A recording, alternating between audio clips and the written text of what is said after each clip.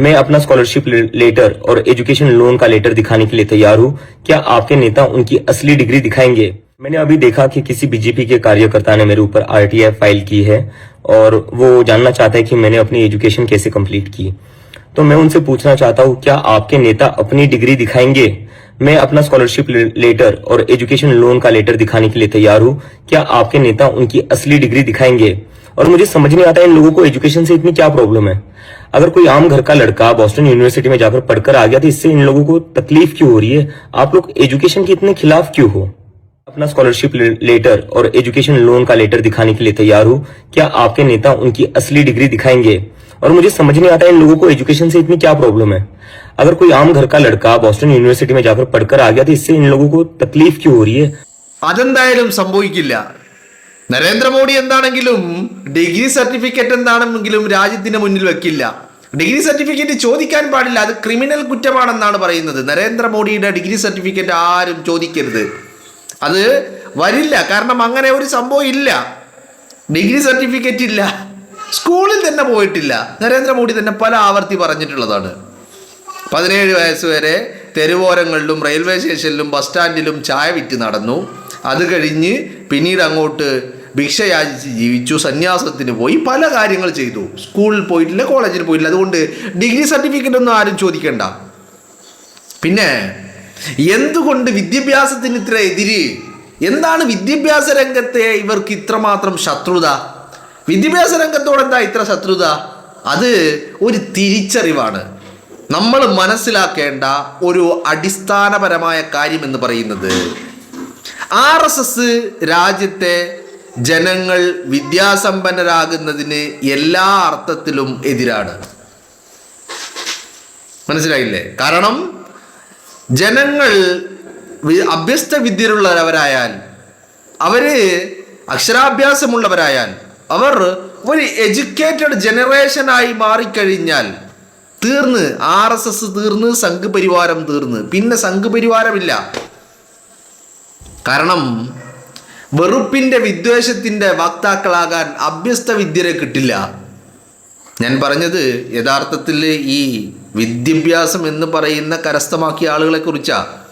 ഇപ്പം നിങ്ങൾ ഈ പറയുന്ന ഉത്തരേന്ത്യകളിൽ നിന്ന്, അതായത് ബീഹാർ, മധ്യപ്രദേശ്, രാജസ്ഥാൻ, UP, ഹരിയാന പോലെയുള്ള സംസ്ഥാനങ്ങളിൽ നിന്ന് വരുന്ന വാർത്തകൾ നിങ്ങൾ ഇഷ്ടംപോലെ കണ്ടിട്ടുണ്ടാവും. സർക്കാർ ഖജനാവിൽ നിന്ന് കോടിക്കണക്കിന് രൂപ ഓരോ മാസവും ചെലവഴിച്ചു കൊണ്ടിരിക്കുന്ന ഒരുപാട് കോളേജുകൾ. പക്ഷേ അങ്ങനെ ഒരു ഫിസിക്കൽ കോളേജ്, ഒരു ബിൽഡിങ്, ഒരു കെട്ടിടം, ഒരു സമുച്ചയം, ഒരു ക്യാമ്പസ് നിങ്ങൾക്ക് അവിടെ എവിടെയെങ്കിലും കാണാൻ കഴിയുമോ? അങ്ങനെ ഒന്നില്ല. മനസ്സിലായില്ലേ? എന്നാൽ പേപ്പറുകളിൽ മാത്രമുള്ള കോളേജുകൾ ഉത്തരേന്ത്യകളിൽ നിരവധിയാണ്. പേപ്പർ കോളേജുകൾ എന്ന് പറയുമ്പോൾ നിങ്ങൾ വിചാരിക്കേണ്ട പേപ്പർ ഉണ്ടാക്കുന്ന ഒരു അല്ല, അത് കടലാസിൽ മാത്രമേ കോളേജുള്ളൂ, റിയാലിറ്റിയിൽ കോളേജുകളില്ല. എന്നാൽ ഈ റിയാലിറ്റിയിൽ ഇല്ലാത്ത കടലാസിൽ മാത്രമുള്ള കോളേജുകളിൽ നിന്ന് എല്ലാ വർഷവും ഓരോ അക്കാഡമിക് ഇയറും 100 കണക്കിന് വിദ്യാർത്ഥികൾ പാസ് ഔട്ടായി പുറത്തേക്കും വരുന്നുണ്ട്. ഈ കോളേജിൻ്റെ പേരിൽ സർട്ടിഫിക്കറ്റുകളും നൽകുന്നുണ്ട്. എന്ന് പറഞ്ഞാൽ വ്യാജ വിദ്യാഭ്യാസ അല്ലെങ്കിൽ അഭ്യസ്ത വിദ്യരെ, വ്യാജ ഡിഗ്രിയുള്ള ആളുകൾ, വ്യാജന്മാരെ ഇങ്ങനെ പടച്ചു വിട്ടുകൊണ്ടേയിരിക്കുകയാണ് സംഘ് പരിവാര്.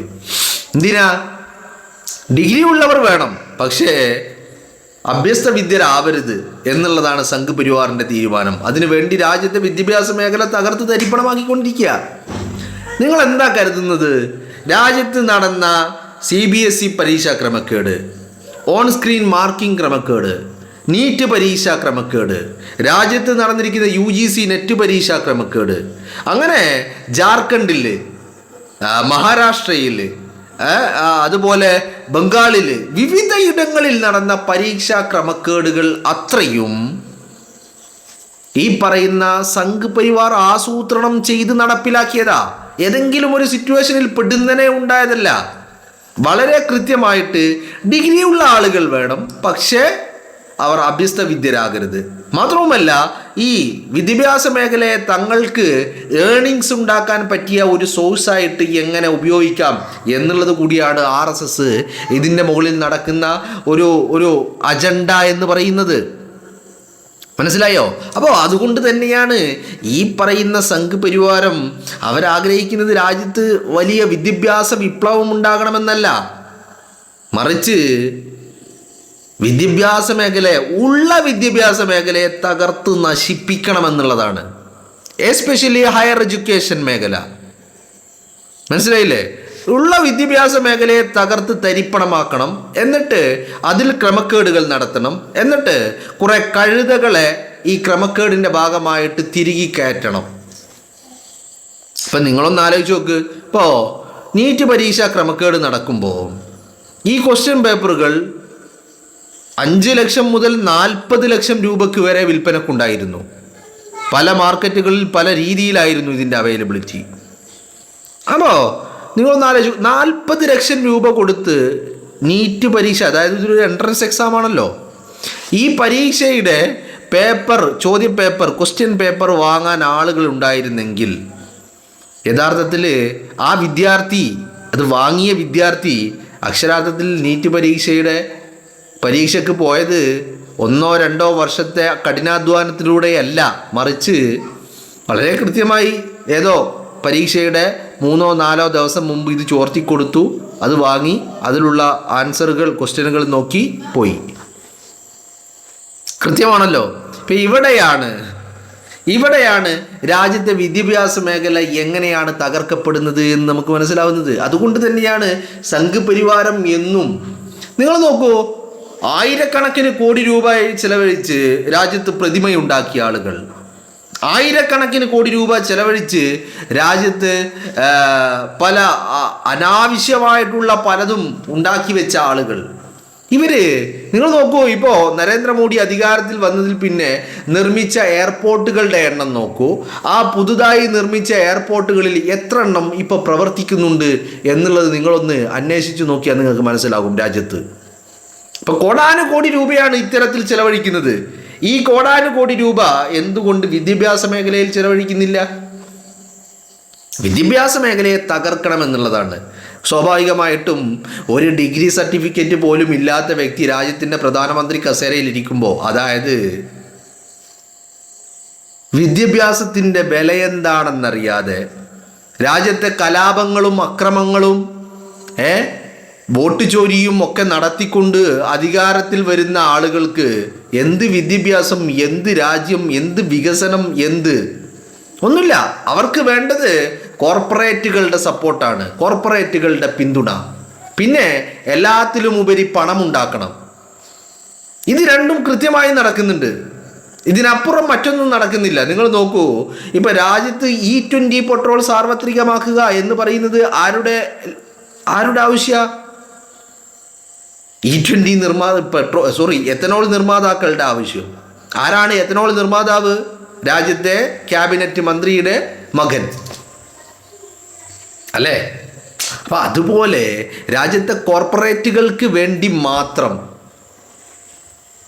പ്രവർത്തിക്കുന്ന ഒരു സംഘം. കാരണം അവരെ കൊണ്ടാണ് ഈ അധികാര കസേര നിലനിർത്താൻ കഴിയുള്ളൂ, സാധാരണക്കാരനെ കൊണ്ടല്ല. സാധാരണക്കാരൻ്റെ ഒരു വിഷയമല്ല. തെരഞ്ഞെടുപ്പിനെ എങ്ങനെ വേണമെങ്കിലും അട്ടിമറിക്കാം. പണമുണ്ടെങ്കിൽ, ഫണ്ടുണ്ടെങ്കിൽ ഏത് തെരഞ്ഞെടുപ്പും അട്ടിമറിക്കാൻ സാധിക്കും സ്വാഭാവികമായിട്ടും. രാജ്യത്തിൻ്റെ പ്രധാനമന്ത്രി അതാണ്. ഡിഗ്രി ഇല്ലാത്തവൻ, വിദ്യാഭ്യാസം ഇല്ലാത്തവന് രാജ്യത്തിൻ്റെ പ്രധാനമന്ത്രി ആകാമെങ്കിൽ വളരെ സിമ്പിളായിട്ട് പണമാണ് ഇതിൻ്റെയൊക്കെ അടിസ്ഥാനം എന്നുള്ളതാണ്. അപ്പം അതുകൊണ്ട് തന്നെ വിദ്യാഭ്യാസമല്ലേ ഒരു പ്രശ്നമേ അല്ല, അതൊരു മാനദണ്ഡമേ അല്ല, അതൊരു ഫോക്കസ് പോയിന്റേ അല്ല. അതുകൊണ്ട് തന്നെയാണ് വിദ്യാഭ്യാസ മേഖലയോട് സംഘ് പരിവാറിന് ഇത്രമാത്രം ശത്രുത എന്ന് പറയുന്നത്. ആ ശത്രുത വിദ്യാർത്ഥികളോടും കാണിക്കും. കാരണം വിദ്യാർത്ഥികൾ ശബ്ദമുയർത്തുന്നത് എന്തിനു വേണ്ടിയിട്ടാ? വിദ്യാഭ്യാസ രംഗത്തെ മാറ്റങ്ങൾക്ക് വേണ്ടിയിട്ട്, അല്ലെങ്കിൽ അവരുടെ ഫണ്ടമെന്റൽ റൈറ്റിന് വേണ്ടിയിട്ട്. ആ ഫണ്ടമെന്റൽ റൈറ്റ് വിദ്യാഭ്യാസ രംഗത്തെ ഒന്ന് എന്താ പറയേണ്ടത്, സിസ്റ്റമാറ്റിക് ആക്കി കഴിഞ്ഞാൽ ഇവരുടെ അജണ്ടകൾ, ഇവരുടെ താല്പര്യങ്ങൾ അതിലൂടെ നഷ്ടപ്പെട്ടു പോകും.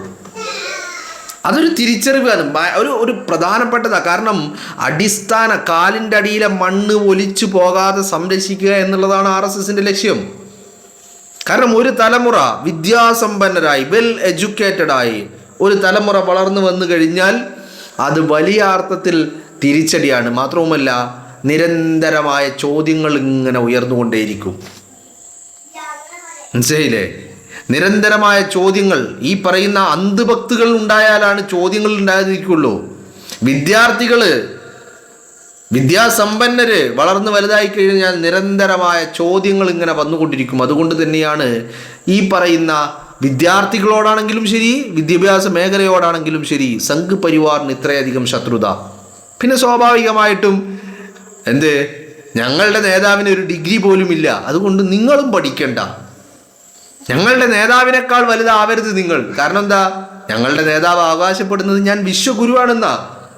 അഭ്യസ്ത വിദ്യരല്ലാത്ത വിശ്വഗുരു, എന്നാൽ പ്രജകളോ വിശ്വഗുരുവിനേക്കാൾ വലിയ അഭ്യസ്ത വിദ്യർ. അത് ഒരർത്ഥത്തിൽ വലിയ നാണക്കേടാണ്. അതുകൊണ്ട് നിങ്ങൾ പഠിക്കേണ്ട എന്നൊരു തീരുമാനമെടുക്കുകയാണ് RSS.